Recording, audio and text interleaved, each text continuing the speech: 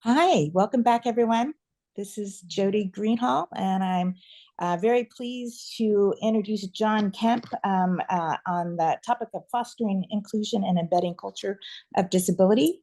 But let me introduce myself first. So I'm Jody Greenhall. I'm an occupational therapist at Stanford Medicine, as well as Astro Access, and I'm very excited to be part of this. I am have brown hair, green eyes, wearing a pink jacket, and I have a lot of dog hair on me, so bear with me.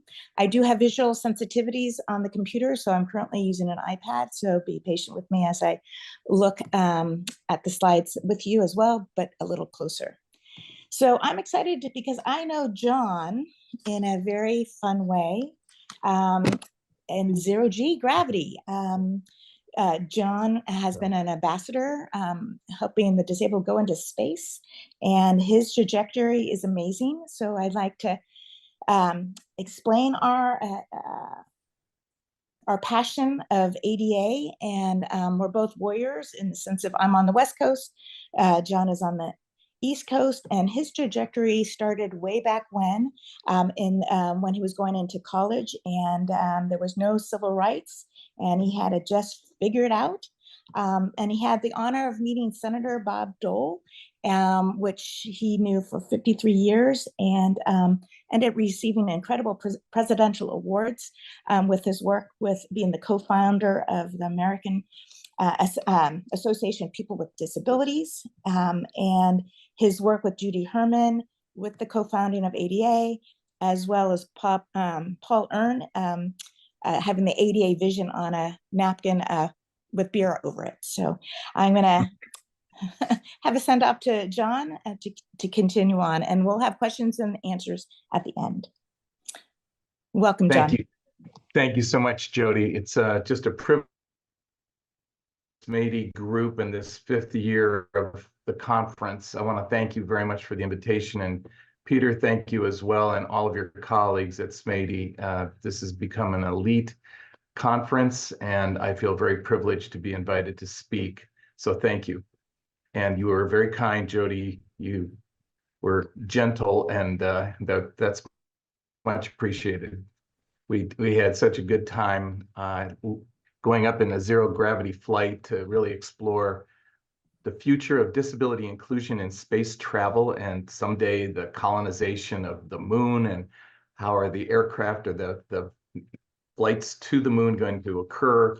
So it was just a really exciting time, and I cannot tell you how excited it was to be in zero gravity for about 30 seconds, 18 times in a row. So it was a thrill. I am a fellow who somehow has just turned from brown to white over the years. I started in the disability rights movement.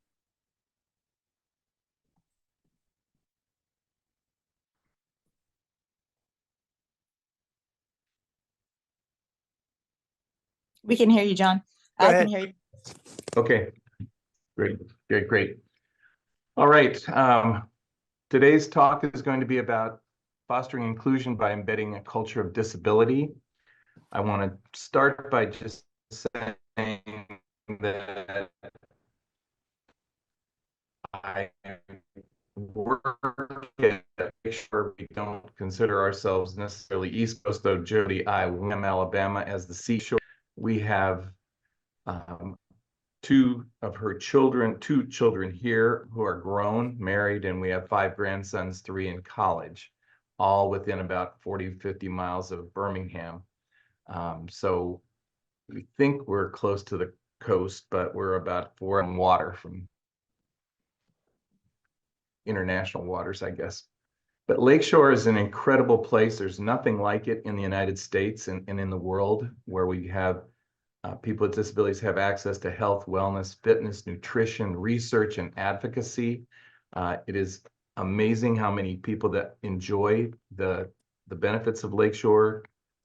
This next slide just happens to show you one of the 9-acre campus that we have. This is our main building. We have a field house with 3 basketball courts. We have a #1 ranked in the world Team USA wheelchair rugby. We'll be going to Paris Paralympics, but we also have 3,000 members locally who make 9,000 visits a month to Lakeshore to talk about wellness, fitness, nutrition, and really advancing as they advance in years that their quality of life improves. Just know that we are in the middle of the stroke belt, the heart attack belt, the diabetes belt right here in Birmingham, Alabama. We're a little oasis, but there certainly are a lot of health challenges, some of which convert into and roll over into disabilities. But those are just some images that I'm showing right now of the pool area. We have 2 pools. We have telemedicine, telehealth activities, a universally designed fitness center, yoga, mindfulness, a lot of wonderful activities happen here every day.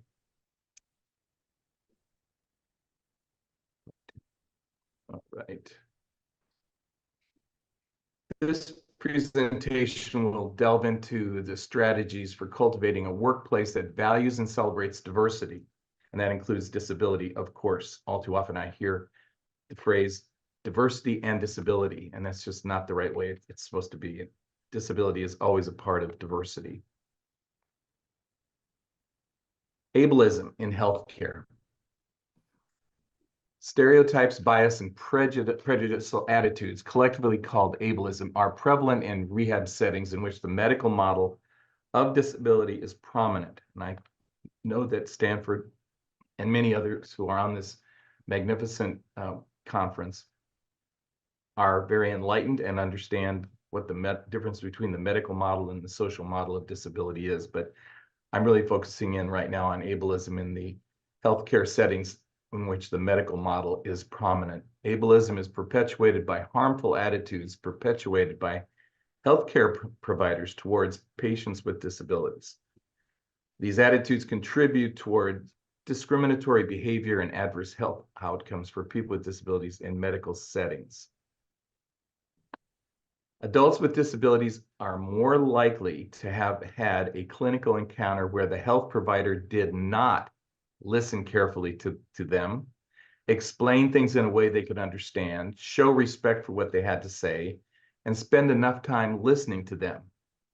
I'm going to pause here for just a second to say that I spent some time in Philadelphia recently at an oral health and disability program at UPenn Dental, and I was meeting with a corporate doctor, and this corporate doctor told me that the new world of corporations owning medical practices has really forced doctors to get 6 minutes per patient, no matter what the person's condition is or what they might be looking for. They get 6 minutes. They're paid for 6 minutes. So they do not spend any time exploring other possible health conditions and contributory conditions to the primary condition for which they are meeting with the doctor. This is not a good trend. This is a very, very difficult and bad practice in my mind.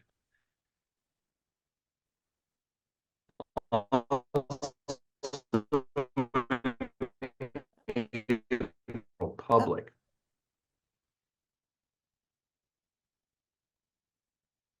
The difference between healthcare providers and persons with disabilities in evaluating life with disability is striking.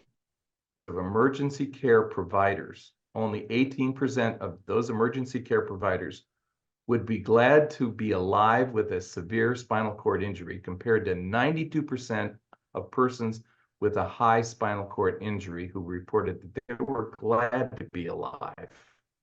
Isn't it interesting how people perceive the quality of our lives and how we view the quality of our lives?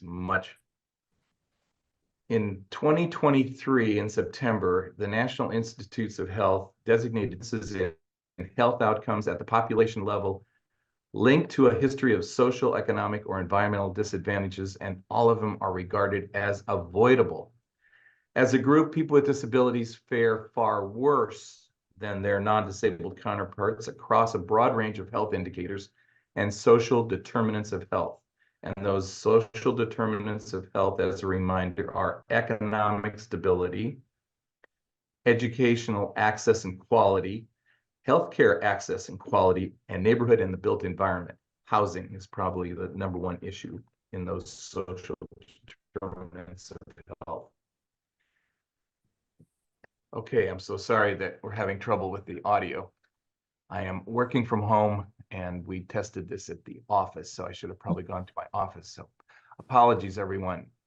Lisa Iazzoni is a doctor at Harvard who did a very broad study of and survey of physicians across the country in 2021 and found that 82.4% reported that people with significant disability have a far worse quality of life than non-disabled individuals. That was the view of physicians. 82.4% felt that they had a worse, people with disabilities had a worse quality of life. Only 40.7% of physicians were very confident about their ability to provide the same quality of care to patients with disability. Just 56% strongly agreed that they welcomed patients with disability into their practices.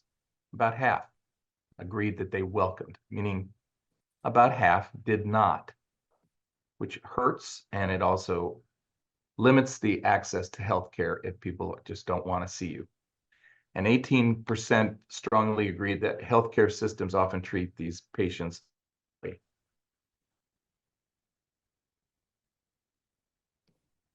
Last slide is mistreating persons. I think we've lost the sound again. Sorry.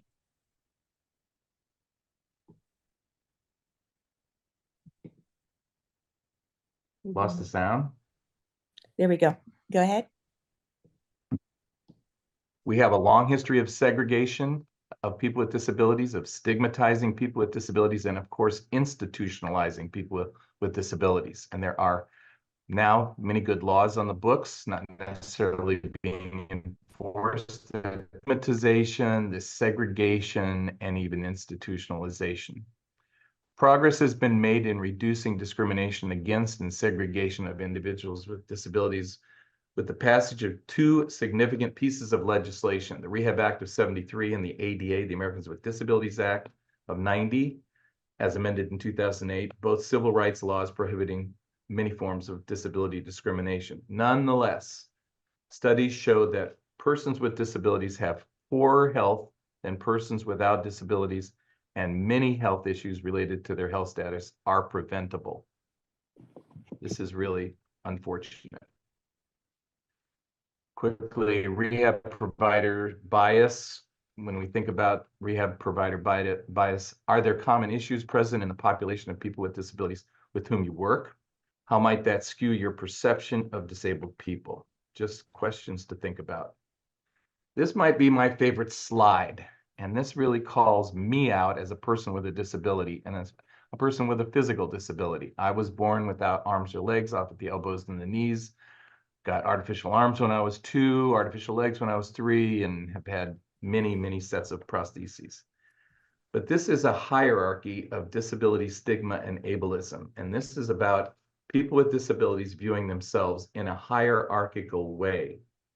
And Dr. Aaron Andrews at the University of Texas, Austin, compiled a report on you see citations on this slide that really put people with physical disabilities, just generally speaking, at the top of this pyramid. In other words, we think we're privileged. And that was what her research found, which was really unfortunate.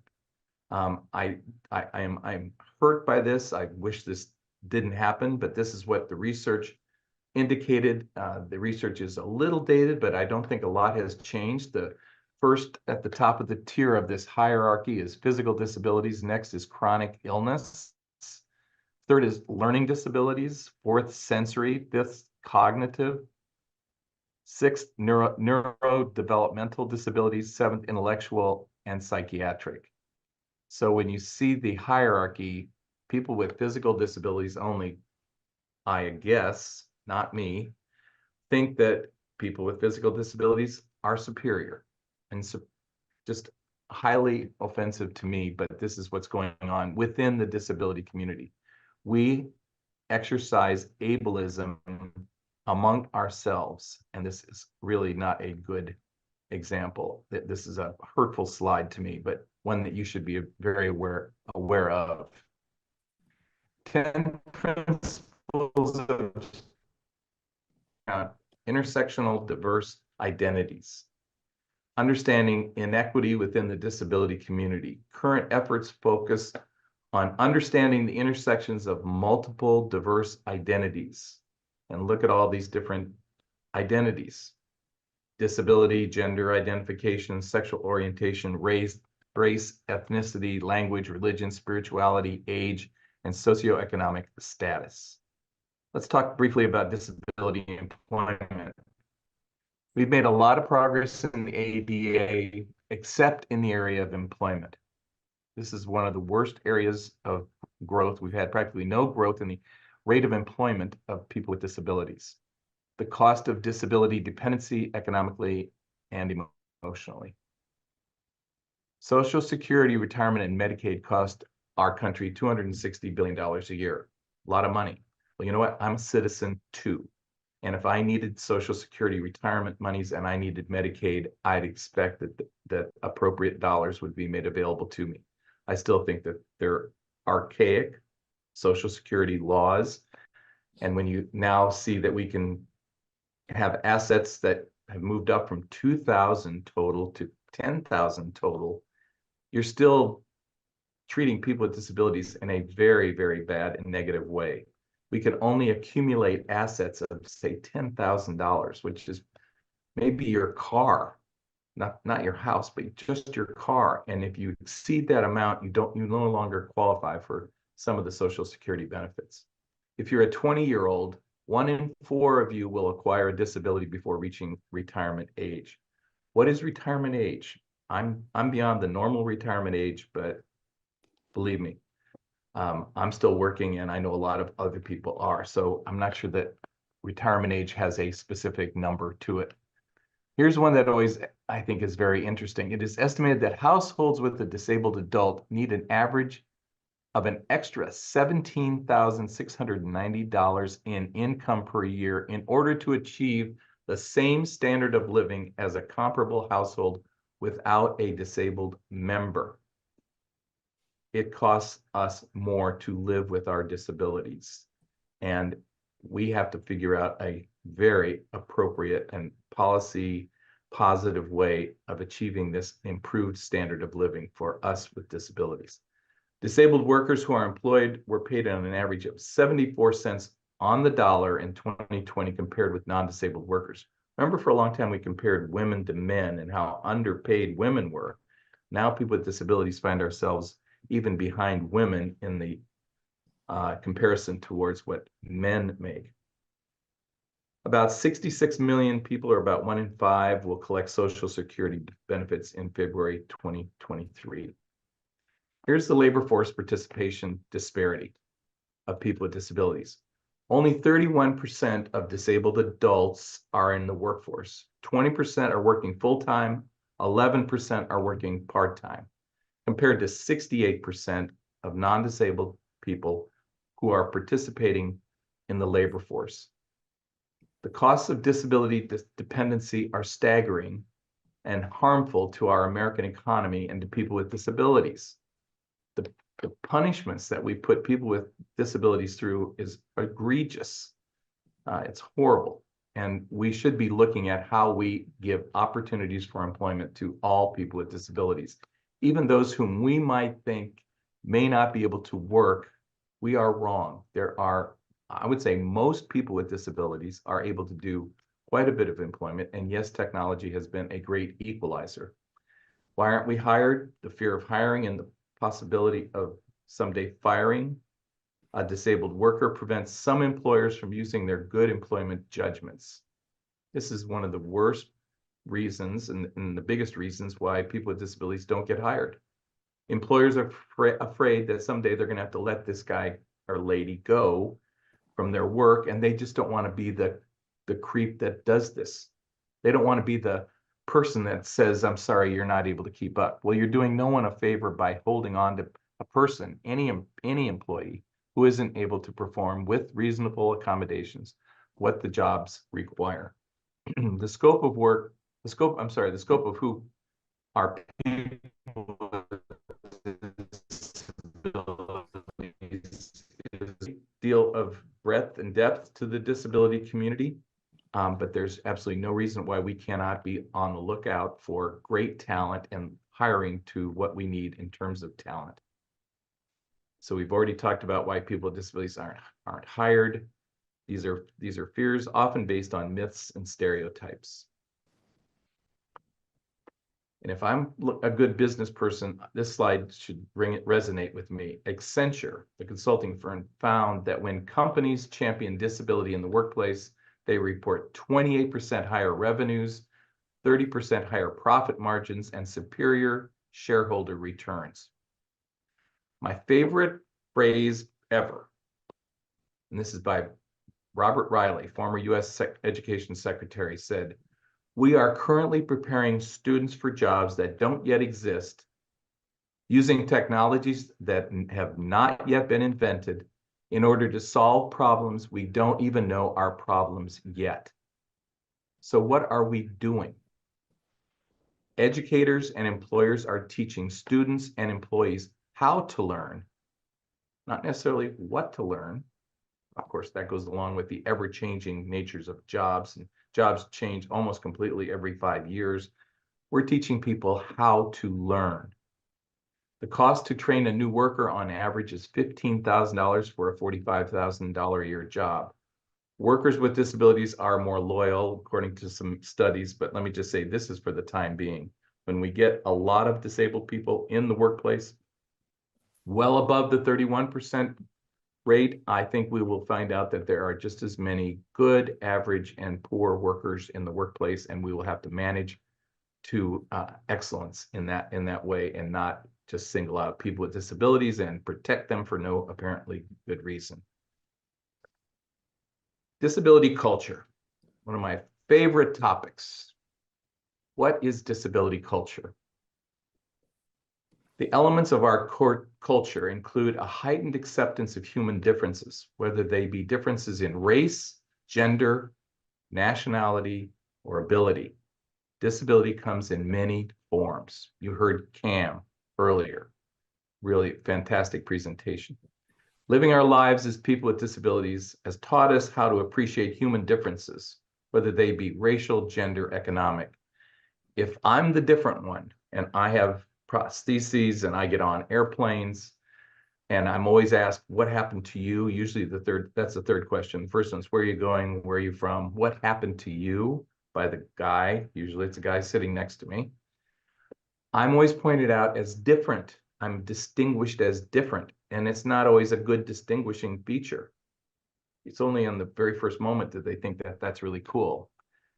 So how well do I, as a person with a disability, accept other people who are different from me, whether it be racial, gender, economic? I better be very accepting, not just tolerant. Tolerance too easy. That's a low bar. How well do I accept each and every individual with all their differences, just as I want them to accept me? Dr. Daniel Goleman, who wrote the first book on emotional intelligence, and then has written many more books, Emotional Intelligence in the Workplace, is a must read. Look up Dr. Daniel Goleman, and you'll find some amazing work on emotional intelligence. I thought I resonated with that more than anything. Disability humor is a core value of our disability culture. The ability to find humor in the strangest of places, the most awkward of moments at almost any time, but it can never be self-deprecating. We cannot make fun of ourselves to get a laugh from another person. It's just completely inappropriate, and it diminishes us in this social dynamic where we want to be accepted as equals.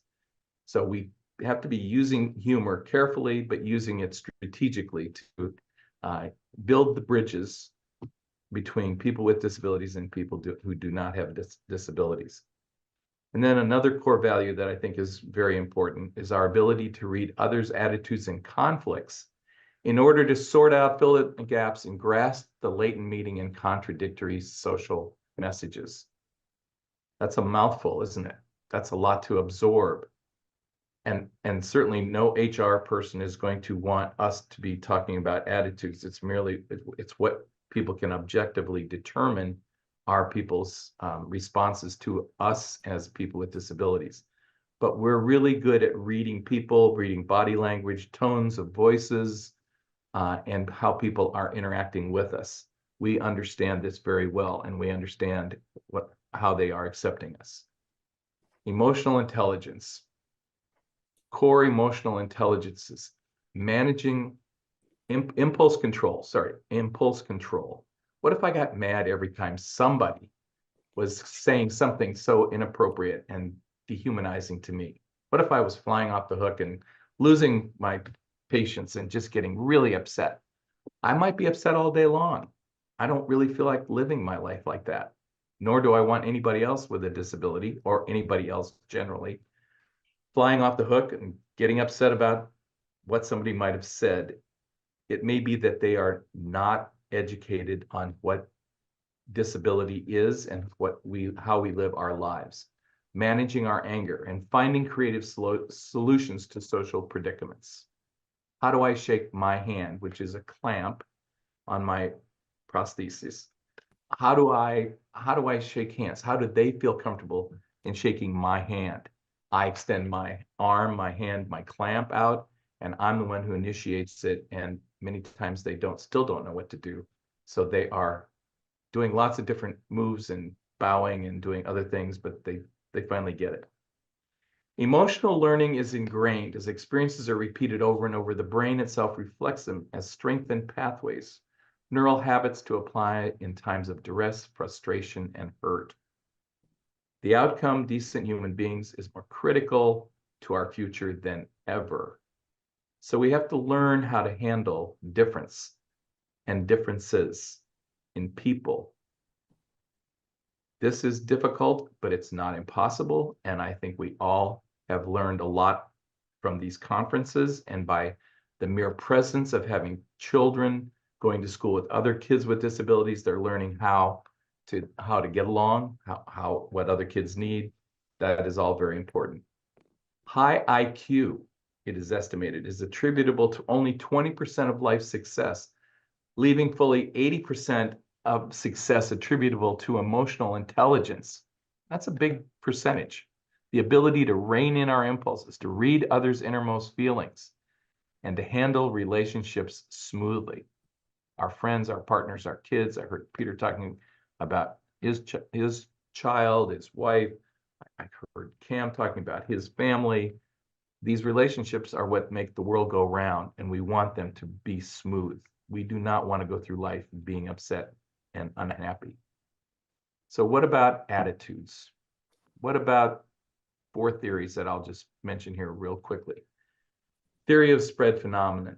When non-disabled people confront people with obvious disabilities, physical disabilities, they tend to regard us as having significantly greater limitations than we have.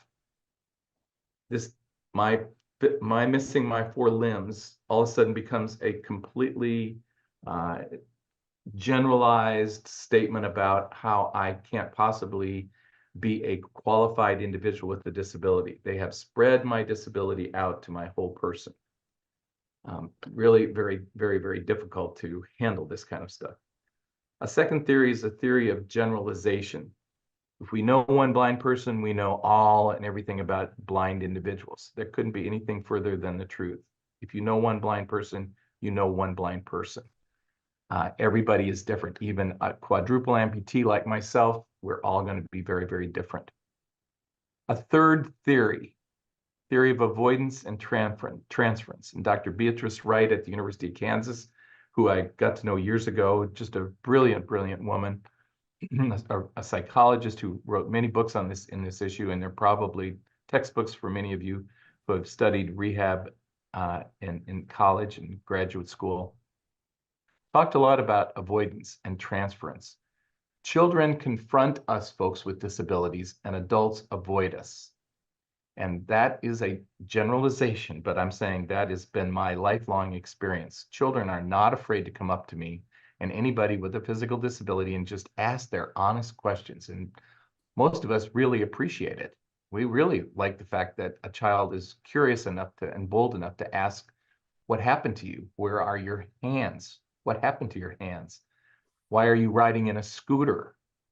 I gladly answer their questions quickly. Usually in a supermarket, they have about 5 or 6 questions if they're about 6 or 7 years of age, and then they are done, and I'm their best friend, and they're looking for their mom and dad, and they want to show their mom and dad that their new best friend here has these differences, and they like us. Adults have learned to avoid us. They look the other way when we're walking towards them on the street. They're whistling a song, which I have no idea what it is. They wait until they're about 20 steps past us, and they turn around to check us out. Who was that I just went by? I want to see what that looked like. And we pass each other, but I always turn around to check them out to see if they are sneaking a peek at what they're doing.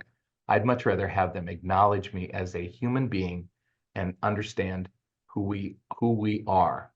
I've been to many a cocktail party where people can't turn around and avoid, and usually what they end up saying is, I know somebody with a disability just like you who lost their arm in a corn picker or something like that in an accident. They want to relate, so they try to find this common ground. And then the theory of territorial behavior. By the mere existence of architectural and communication barriers, we create a dominance hierarchy. This is for all of society, where people can go up steps and some people can't go up steps. I have a very difficult time going up steps. And so the theory of territorial behavior says if we maintain these barriers, physical barriers, and even now technological barriers and communication barriers, we allow some people to be able to have that and a lot of other people not to be able to have access. And that is a direct form of discrimination which cannot be tolerated. The goal of disability inclusion. We can empower children and adults with disabilities to discover the love of lifelong learning. We can empower children and adults with disabilities to enjoy the extraordinary power of work. What does work give us?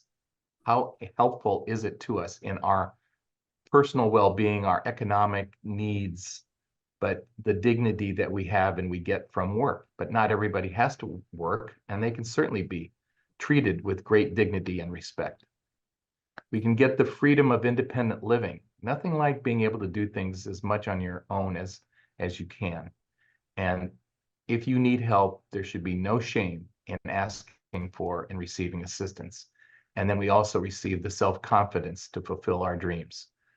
Then we can rightfully feel equal and that we rightfully and righteously belong. I just want to say thank you again to Jody, to Peter, to all of you at SMADY. This happens to be a copy of a book that I wrote about 15, 16 months ago that was produced and published by Wiley, and it's out there in the bookstores. Everybody says they have one book in them. I got it out, I'm done. And maybe someday when I'm retired, I will maybe write another one. But I just want to say thank you for having me, and I hope you have a great conference. Thank you. Thank you so much, John. That was wonderful. Definitely pearls of wisdom in regards to disabilities. Those with disabilities are definitely more capable in the workforce and should be included. And existentially, I felt in the sense of freedom versus limitations, right? That we superimpose on to be included in the workforce. In regards to healthcare, it's very profound in the sense of the access of not only having physicians and healthcare workers with disabilities be included, but also having, in a sense, access and acceptance of those that are our patients at the hospital as well, and not have be included. So it is now time for some questions and answers. We have till 11. And so I am going to read off some of the thread that Dr. Sutha is sending me so that we can share to John and see if he can respond, if that's okay. Sure. So yeah, is that okay? Sure. Okay, here we go, John. Oh, and I'm holding the book, by the way. I don't know if you can see me, but I'm holding his book. It's a wonderful book, by the way, on disability friendly, how to move from clueless to inclusive. Yes. All right, here we go. There is someone had mentioned intersectionality and is very important, considering women with disabilities financially and other minority statuses. So I don't know if there's on your end, John, to respond to that, those with disabilities, especially those that are in the minority and women with disabilities. I think it's a very severe problem when you add in gender inequality to disability, ableism or discrimination, minority status, status of LGBTQAI. You are compounding the potential for severe discrimination and exclusion from the workplace and from society. And this is going to take a while to get through, but it is intolerable. And we need to spend extra time and attention in training. If you're in a workforce, I would definitely expect any DEIA training programs to discuss the intersectionality of disability across the spectrum. So these need to be addressed, and we cannot tolerate the inequality, whether it's in pay or in services or at what level of the organization someone is working. Everyone does not enter at the bottom and move their way up. Sometimes people acquire a disability. A woman might acquire a disability and be totally, perfectly well qualified to be a C-suite executive and should not have the burden of any kind of discrimination based on gender or disability or any other factor. Thank you. There was also a comment regarding the 6-minute time with someone to have a medical appointment, and corporations are having kind of productivity standards. I think in California, it might be 7 minutes for a physician with a client, and it's equal for everyone, whether you have a disability or not, and how that could be harmful in the sense of getting the care they needed. And it was very interesting hearing the storytelling from the other speakers earlier, kind of alluding to that as well, as that assumptions are made and not really having the time to really hear the personal story and what to focus on, the emphasis of their own health and well-being.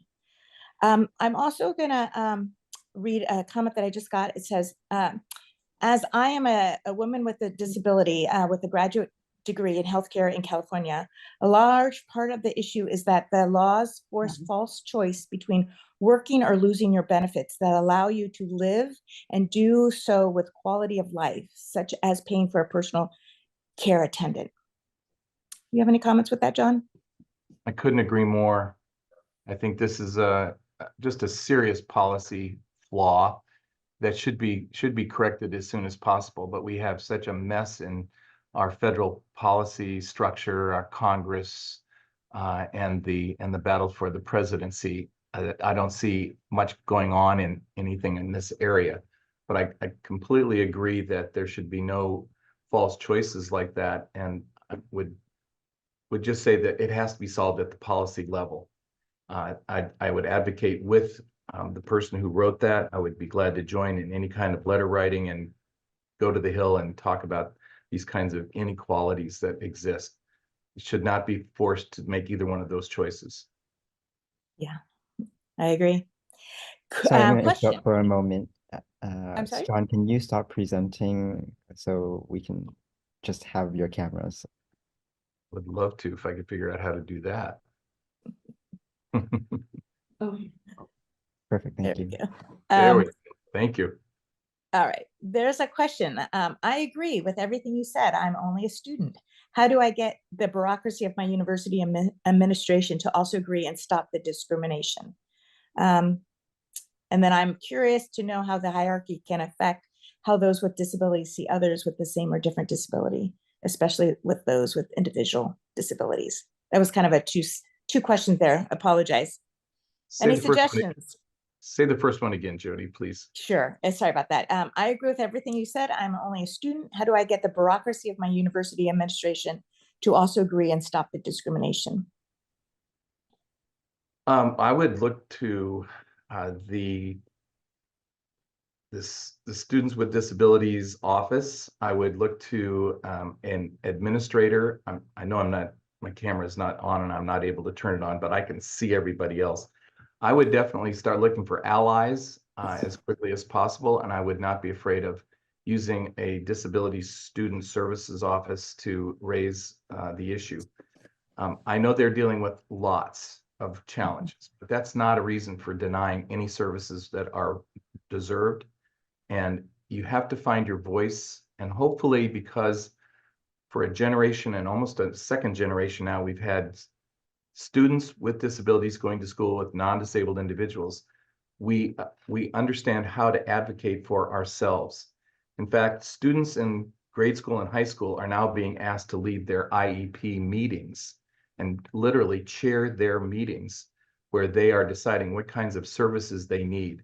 They are being empowered in grade school and high school to lead those type of meetings. When you get to college and you need those same kinds of services, you shift out of an IEP environment to a Section 504 world, and everything changes. And you have to figure out where are your PowerPoints and where can you use your leverage in a political sense in many respects. But you've got to have a voice, so use it. Thank you. I know we have a few more minutes till 11, so I'm prioritizing some of the questions. There is a question about, could you go over the hierarchy of disability stigma and ableism again, please? Yes, I put the slide down, but yes, I can. And if you don't mind me just taking a second to get my glasses on, my assistive device of glasses. I think it's one of the more interesting areas, but physical disability is at the top. I don't know if I won't be able to put the slide back up there, unless Devorah, you might be able to pull it back up.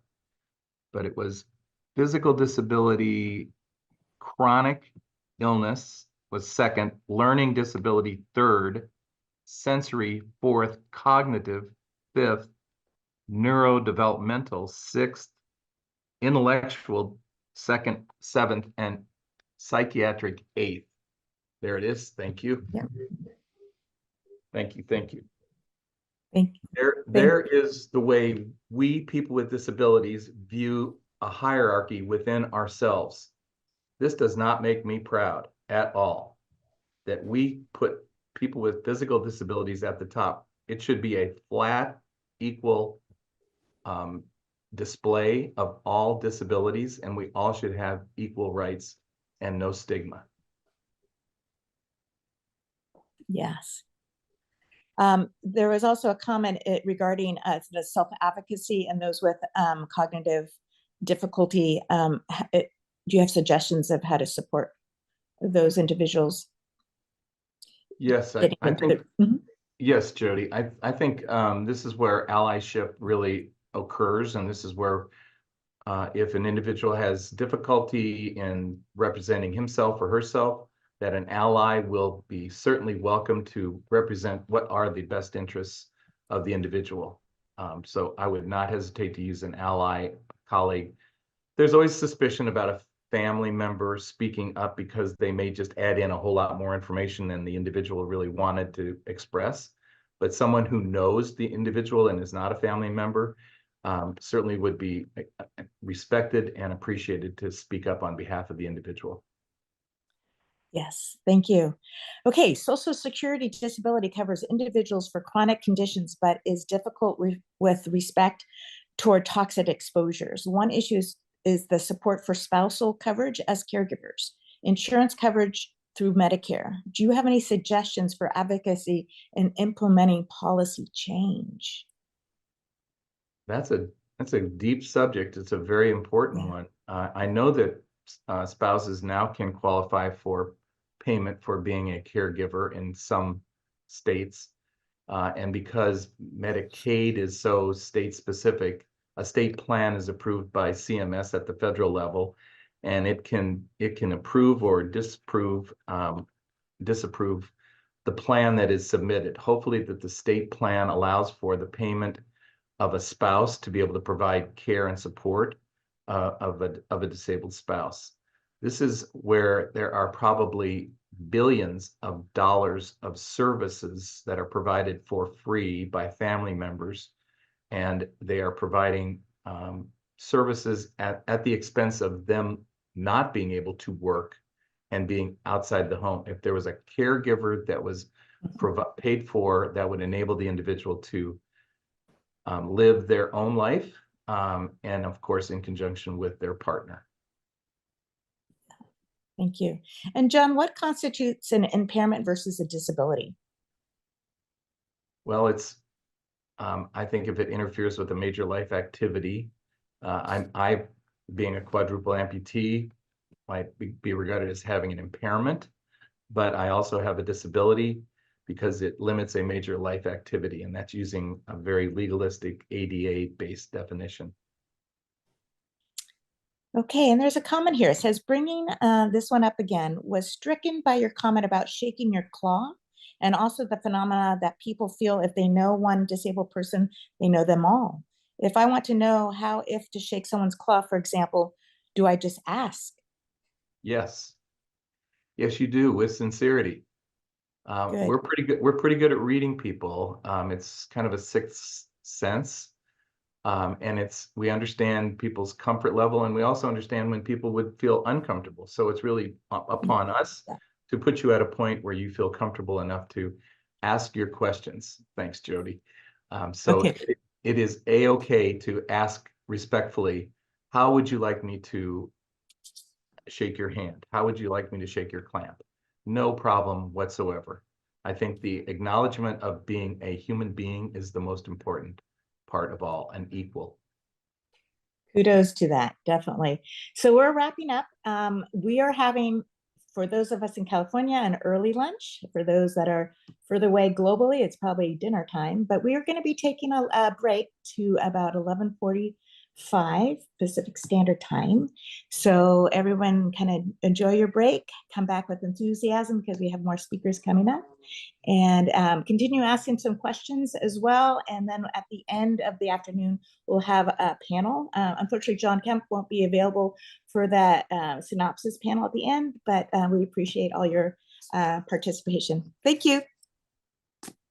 Thank you.